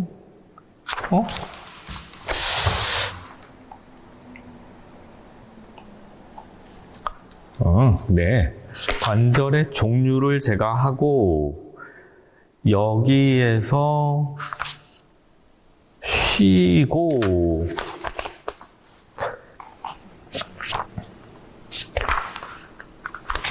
아니다. 그냥 이어서 하고 2강 넘어갈 때 쉬는 게 좀 낫겠네요. 그냥 연결되어 있는 거니까. 여기 쉬워요, 이제. 되게 쉬워요. 되게 쉬워요. 쉬기로 했는데 죄송해요. 관절의 종류를 이렇게 보기도 해요. 아까 관절의 종류, 관절 결합의 종류 막 이러면서 관절 결합도 있고, 어떤 결합도 있고, 봉합도 있고, 막 이런 얘기 있었잖아요. 그걸 관절로 다시 얘기도 해요. 뼈와 뼈가 붙은 건 다 관절로 보자. 라고 했을 땐 요런 두개골을 보면요 굉장히 많은 톱니가 있어요. 이게 애기들은 다 분리가 되어 있었는데 그게 지금은 어른이 되면 붙는 거거든요. 그래서 애기들은 붙기 전이라 그냥 말랑말랑해요. 그래서 애기 머리 함부로 만지지 말라는 거예요. 그리고 애기 머리 흔들어도 안 돼요. 이렇게 막 얼레얼레 애기들 이러면 곤란하다는 얘기가 그 안에 뇌가 아직 충분히 자라지 못해서 뇌가 두부처럼 떠다니는 거거든요. 그래서 막 흔들어 놓으면 뇌 발달에도 문제가 생기기도 한답니다. 어쨌든 여기 보면 톱니처럼 막 이렇게 연결되어 있어요. 뼈들이. 근데 이런 것도 톱니처럼 연결돼서 딱딱하게 굳어 있지만 이것도 부동관절, 움직이지 않는 관절로 보자라는 겁니다. 두개골이 대표적이에요. 그 다음에 이제 관절은 관절인데 움직임이 상당히 제한되어 있어서 반만 관절의 역할을 한다 그래서 반관절이라는 게 있어요. 관절의 움직임이 제한됩니다. 척추뼈, 치골, 아니면 노자관절 이런 겁니다. 이런 것들이 그래요. 이제 이 골반뼈 같은 경우에도 관절은 관절인데 뼈 조각들이 붙어 있는 건데 그게 상당히 제한이 되죠. 그래서 여성분들 애 낳을 때 보면 이제 골반뼈가 이제 밖으로 벌어진다면서요. 골반뼈가 연해진다면서요. 거기도 관절이에요. 그 다음에 이제 가동관절, 아주 쉽게 가동할 수 있는 움직임이 자유로운 관절, 이걸 윤활관절이라고 합니다. 이렇게 관절의 종류엔 한 3가지 종류가 있다고 봅니다. 지금부터 보실 내용이 회전축에 따른 가동관절의 종류, 움직일 수 있는 관절의 종류라는 건데, 회전축이라는 개념은 뭐냐면요, 움직임의 방향이 어디까지가 가능한가? 한쪽으로만 가능한가? 아니면 움직임이 완전히 불가능한가? 아니면 모든 방향으로 다 가능한가? 이런 개념이에요.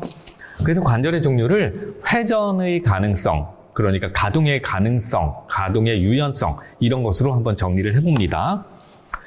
그러면 첫 번째는 무축관절이라는 건데요. 축이 없어, 축이. 그러니까 그냥 서로 미끄러지는 정도이지 막 이렇게 움직임이 완전 자유롭진 않다라는 거죠. 그게 이제 무축관절이라는 개념이에요. 무축관절 중에 대표적인 게 미끄럼 관절, 활주한다라고 말하죠.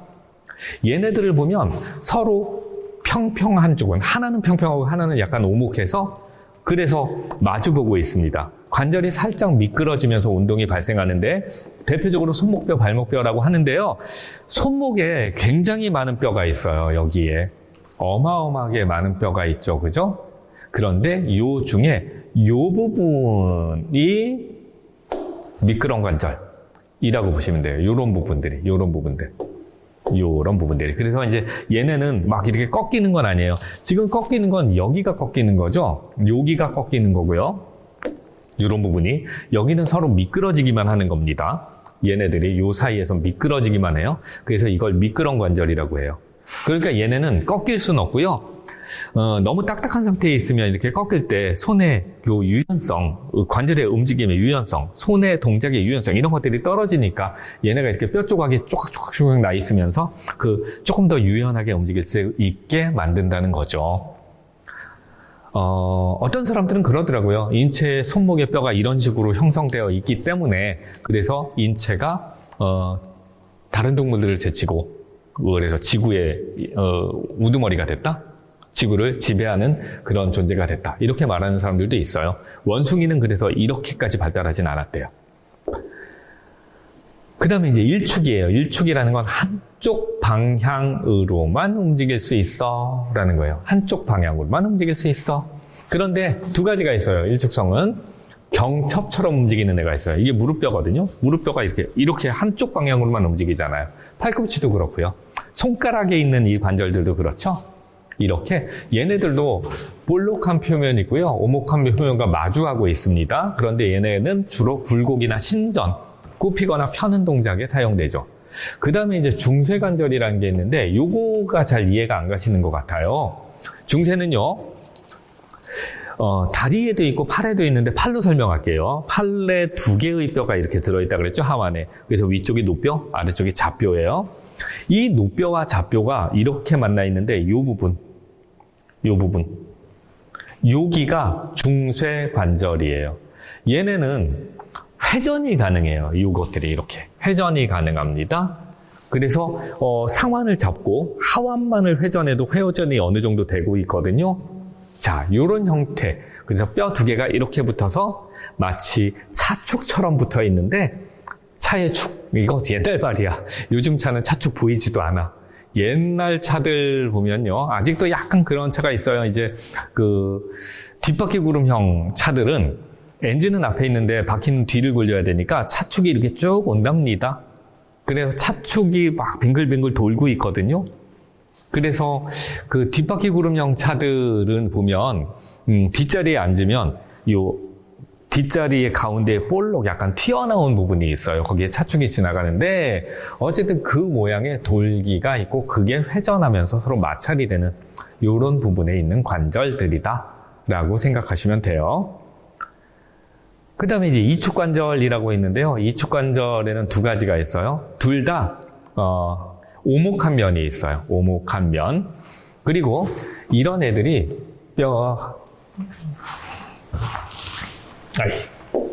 자, 하나는 이제 타원관절이라고 하는데, 타원형의 오목한 뼈가 있고요. 타원형의 볼록한 뼈가 서로 만나요. 어디? 여기. 타원 모양의 볼록한, 오목한 얘네들이 많아요. 그래서 얘네는 타원의 장축과 단축을 중심으로 회전할 수가 있답니다. 이렇게 잡고 손목만 회전해도 손목이 회전이 된다는 거예요, 이게. 그죠? 이런 식으로. 여기에요. 손목 관절들이 여러 개가 있기 때문에 손목 관절이라고 외우면 좀 곤란하고요. 요걸 손목 관절이라고 하셔야 돼요. 요걸. 요런 부분에 있는 것들. 그 다음에 이제 안장관절이라고 하는데요. 거의 비슷해요. 얘하고 얘를 굳이 구분하지 않아요. 안장관절 같은 경우 여기거든요. 그러면 이제 한쪽 관절 표면이 한 방울 오목하고 한쪽은 볼록하게 나와 있어요. 마주보고 있습니다. 상호 보완적이에요. 그래서 얘도 굽힘 신전 같은 걸 할 수 있는데 얘는 한쪽으로만 이렇게 되면 경첩인데 얘는 양옆으로도 이렇게 움직일 수 있다는 거죠. 보이시죠? 그죠? 그래서 이축 관절이에요. 근데 얘가 이걸 여기를 잡아놓고 이렇게 돌리려고 그러면 돌아가는 것 같지만 뻑뻑하게 돌아가요. 이게 유연하지 않은 사람은 이런 동작도 잘 안 되거든요. 그래서 이게 모든 방향으로 도는 건 아니라고 봐야 돼요. 이게 이축입니다. 그래서 손목, 손바닥뼈 관절 같은 것들이 그래요. 그래서 얘도 굽힘, 신전, 모음, 벌림 등에 사용된대요. 이제 삼축 관절을 보여드릴게요. 삼축 관절이 여기에요. 건담 맞춰보신 분들은 아실 텐데 건담에 있는 모든 관절이 삼축으로 형성되어 있어요. 건담은 이제 아마 제조와 그리고 그 자세 만드는데 편리하기 때문에 삼축을 만들어 놓는 모양이에요. 절구공이 관절이라고 돼요. 여기가 이제 절구라면 이게 공이의 모양으로 이렇게 꽂히죠. 그래서 저 공 모양의 뼈머리가 절구처럼 오목하게 들어가 있는 뼈에 끼워져 있고요. 이게 빠지는 경우들도 있죠. 그래서 어깨가 자주 빠지거나 뭐 이런 사람들도 있습니다. 탈구라고도 하죠. 강아지들 중에서도 고관절 탈구되는 경우가 바로 거기에요. 고관절에도 이게 있거든요. 근데 모든 운동면은 회전이 가능하다라고 하죠. 그래서 손목 관절하고는 완전히 달라요, 얘는. 어깨 관절은. 자, 그런 관절들이 있습니다. 이게 삼축입니다. 그러면 삼축은 절구공이 관절, 어깨 관절만 있다. 이렇게 생각하시면 편할 것 같아요. 이제 6번인데요. 인체 관절의 종류 중에서 절구공이 관절에 대해서 잘못 설명했다 그랬어요. 절구공이는 하나는 이렇게 오목하게 들어있는 형태고요. 이렇게. 그죠? 그래 놓고 이제 볼록한 이런 뼈가 요 안에 꽂히는 형태죠. 어깨뼈. 얘에 대해서 잘못 설명했다. 관절을 이루는 뼈의 표면이 하나는 볼록하고 하나는 오목하다. 얘는 볼록하고 얘는 오목하죠. 그 다음에 모든 운동 면에서 회전이 가능하다. 네, 자유롭습니다. 삼축이란 말은 모든 면에서 가능하다는 얘기예요. 어깨 관절, 엉덩 관절 등이 절구공이 관절이다. 절구공이 관절은 타원의 장축과 단축만으로 회전하는 운동을 하기 때문에 이축이다. 이건 손목뼈에 있는 형태예요. 네. 그러니까 이쪽 방향도 가능하고 이쪽 방향도 가능한데 어깨처럼 자유롭게 돌진 않아요. 이게 자유롭게 도는 것처럼 보이지만 사실은 굉장히 여러 개의 뼈들이 결합되어 있고 걔네들이 움직여서 자유롭게 보이는 것 뿐이에요. 얘는 이축관절이에요. 자, 그래서 이 문제의 답은 4번이더라 라는 거죠.